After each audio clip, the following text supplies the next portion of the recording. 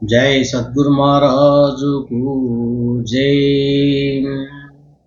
श्री अचल ऋषि दूर रमणार्य सद्गुरुभ्यो नमः। गुरुचरण सेवार्य जैसी उगले सारे सद्गुरु महाराज को जय।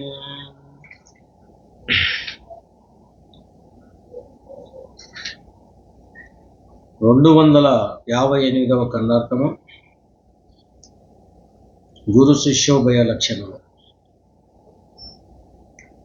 విననేర్చి చెప్పనేర్చిన మనుజులకే దీనిలోని మర్మము తెలుసున్.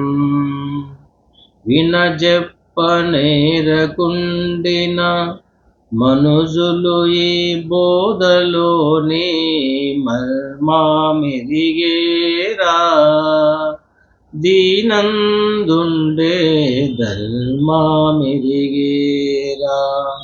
జనులే కొబ్బరికాయ తిను నేర్పుగలవారు. తిన నేర్చుకున్న కోతి తనక కాయగ్గినా మర్మమెరిగేరా. దీనందుండే ధర్మమెరిగేరా. శిష్య, అచల బోధ నిరాధారమైన బోధ అగుట వలన ఈ బోధను గురించి పెద్దలు తెలుపుతున్న సమయములో మనసును అటు ఇటు పోవనివ్వక ఏకాగ్రతగా శ్రద్ధగా విని నేర్పుగలిగి ఉండవలేము. అట్లు వినగలిగిన వారు మాత్రమే గురువు తెలిపే దానికి అర్థము చేసుకొని దానిని బాగుగా ఆలోచించి మరి ఎవరికి కూడా తెలిపే దానికి నేర్పుగలవారై ఉందురు.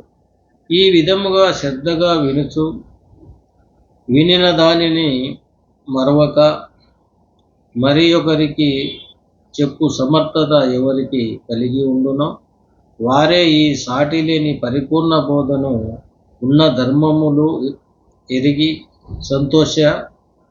సంతోషించగలరు.